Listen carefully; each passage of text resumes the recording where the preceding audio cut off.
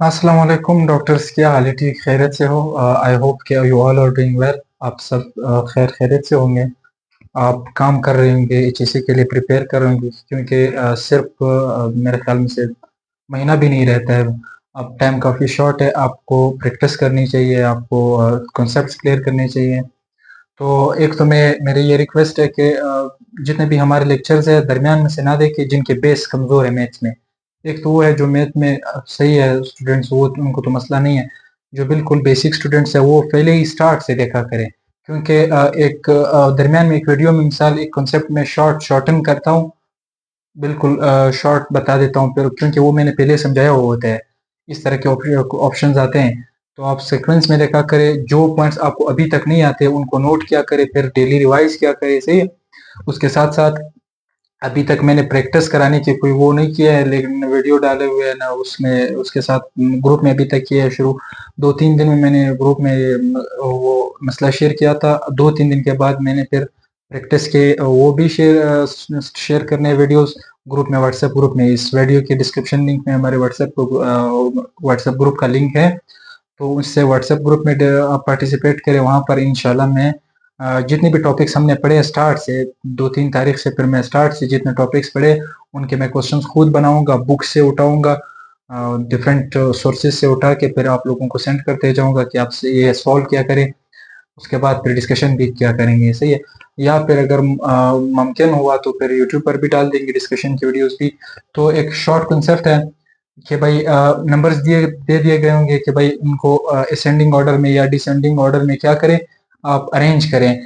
तो एक तो ये बिल्कुल सिंपल वर्ड्स होते हैं, ये तो आसान है अरेंज करना असेंडिंग डिसेंडिंग में। सिंपल है कि भाई 11 जो है वो 17 से छोटा है, 17 22 से, 22 30 से ना। इसको असेंडिंग ऑर्डर मीन्स कम से छोटे से बड़े की तरफ जाना, से नीचे से ऊपर की तरफ जाना। आपने सबसे पहले 11 लिखना है, फिर 17, फिर 22, फिर 30, इस तरह भी लिख सकते हैं। ऑप्शन को देखना पड़ता है, ऑप्शन में अगर इस तरह सीक्वेंसेस हो फिर ये ऑप्शन सी है। अगर कई कबार वो इस तरह देते हैं 11 smaller than 17, 17 smaller than 22, that is smaller than 30। इस तरह भी आ सकते हैं, इस तरह भी आ सकते हैं। फिर पॉइंट की तरफ आते हैं, पॉइंट वाला भी ऑब्वियस है, वो भी सिंपल है। 2 सबसे छोटा है, टू फिर 2.5 जो है वो स्मॉलर है। उसके बाद फिर 4.5 स्मॉलर है। उसके बाद फिर 9.5 स्मॉलर है, से ये भी सिंपल है। अगर वो है मुश्किल है थोड़े, वो फ्रैक्शंस के, कॉमन फ्रैक्शंस के डेसिमल वाले सही है। कॉमन फ्रैक्शन के for example 3 over 3/8, then 10/15, then for example 20/30।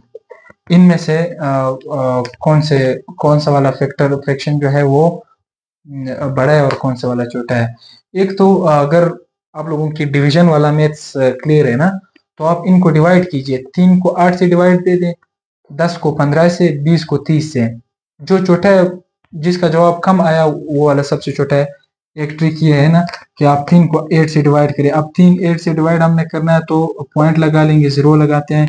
8 3 ज़ा 24, 6 रहते हैं, 0 लगा के 8 7 ज़ा 56। आगे नहीं करते, एक बार 0.37 है इसका आंसर, 0.37।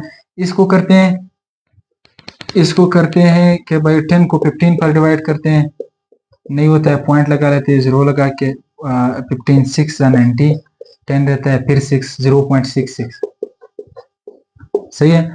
अब उसको करते हैं 20/30 को, नहीं होता है, पॉइंट लगा के 0 लगा लेते हैं। 36 ज़ा 180, 180। उसके बाद फिर 20 रह जाता है, आप फिर 0 लगा ले, 0.6। ये दोनों इत्तेफाक से मैंने जो पिछली वीडियो में वो दिए थे फ्रैक्शंस, उनमें भी 2 लाइनें इक्वल आ गए, इधर भी आ गए, सही है। ये दोनों इक्वल है, ये उनसे छोटा है। फॉर एग्जांपल 3/8 जो है वो स्मॉलर है 10/15 से, और 10/15 और 20/30 का कोई फर्क नहीं है। इसका अगर आंसर आना था तो इस तरह होना है। ऑप्शन में ये वाला सी है कि 3/8 उनसे छोटा है असेंडिंग ऑर्डर में। ये दोनों इत्तेफाकन इक्वल हो गए। लास्ट वीडियो में मैंने किया तो वो भी इक्वल आ गए, पता नहीं कैसे। एक ये तरीका है। मैं पर्सनली जब करता था, मैं खुद अपने अपने तरीकों को फॉलो कर रहा था, जो जो मुझे टेक्निकली अप्रोच में करता था कि भाई इनको डिवाइड कीजिए, जिनके जवाबात छोटे हो वो सबसे छोटे, जिनके जवाबात फिर मैं कंपेयर करता था। अब 0.37 उससे छोटा है, ये दोनों इक्वल है। एक फिर ये तरीका है कि भाई आप क्या करें, आप मैंने लास्ट वीडियो में समझाया है कि भाई आप इसके न्यूमरेटर को इसके साथ मल्टीप्लाई दे दे, 3 15 45, और उसके न्यूमरेटर को इसके डिनोमिनेटर से डिवाइड दीजिए, 10 8 जा 80। 3 वाला आंसर बड़ा आया या 10 वाला? 10 वाला, तो ये this is greater than this one.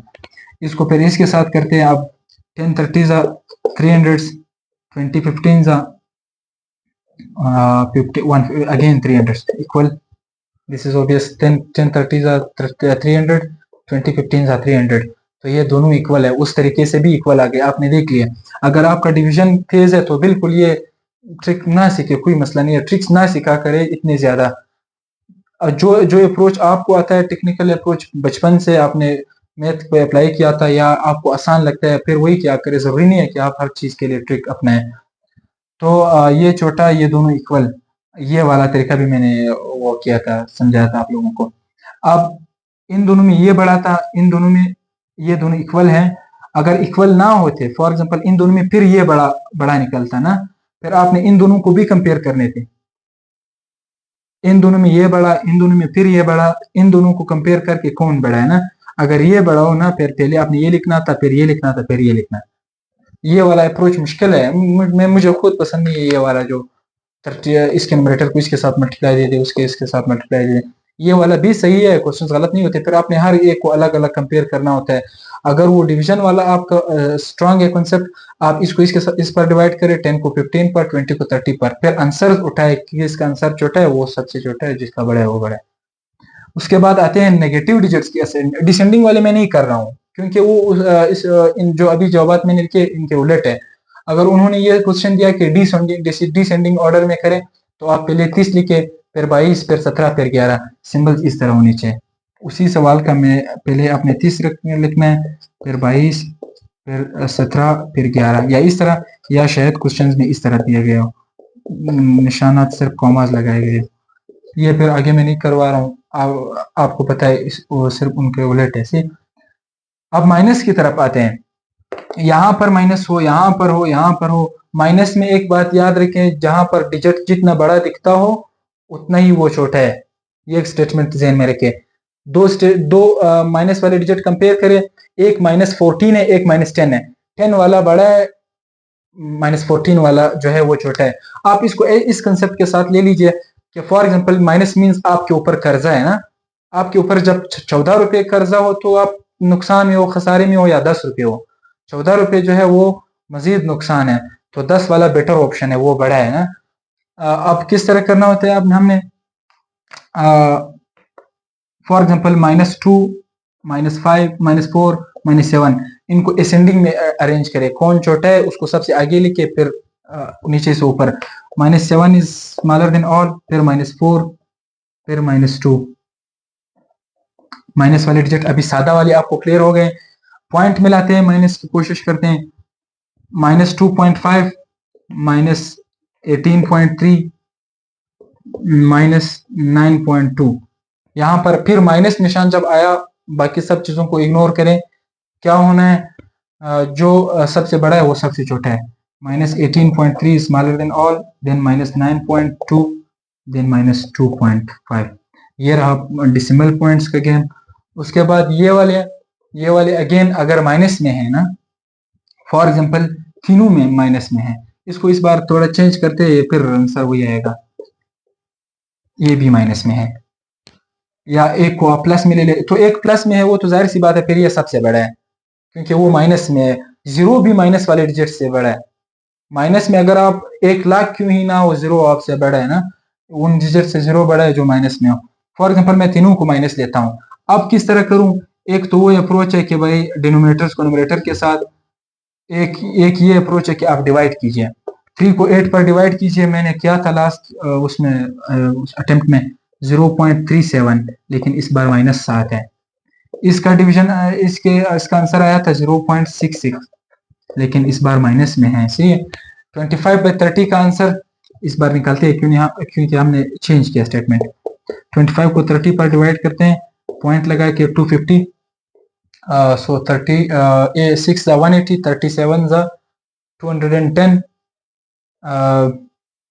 उसके बाद 38 जा 3 8 जा 24, सॉरी इजी है, 240, उसके साथ 10 रहते हैं ना, फिर पॉइंट लगा के 3, सो ये आता है 0.83 माइनस 0.83। आगे ना क्या करे, सिर्फ आपको पहले ही डिजिट से, पहले वाले को तो फिर छोड़ के, कभी कभार ऐसे होते हैं डिजिट्स जिनका पहला पॉइंट के बाद पहला डिजिट सेम हो, दूसरे में फिर एक बड़ा हो एक छोटा हो, लेकिन यहाँ पर श्योर है पहले ही डिजिट में फर्क नजर आ गया, इसलिए मैंने आगे छोड़ दिए सही। तो यहाँ पर अभी अभी वही फ्रैक्शंस है, ये इसका आंसर है, ये इसका, ये इसका। आंसर्स को देख के कौन बड़ा है, ये वाला सबसे बड़ा है लेकिन माइनस में है, तो इट मीन्स ये सबसे छोटा है। अब आपने इनको नहीं करना है, आपने ये वाला करना है कि this this fraction is smaller than all, फिर ये बड़ा है माइनस में है तो ये इससे छोटा है, जो इससे दोनों छोटे हैं क्योंकि ये माइनस में छोटा है, सही है। माइनस में जब आप बढ़ गए इट मीन्स आप सबसे कम हो गए, फिर इंटरमीडिएट ये है। अब ये इसको इसकी बार आई 10/15, फिर उससे भी बड़ा जो है वो 3 - 3/8 है।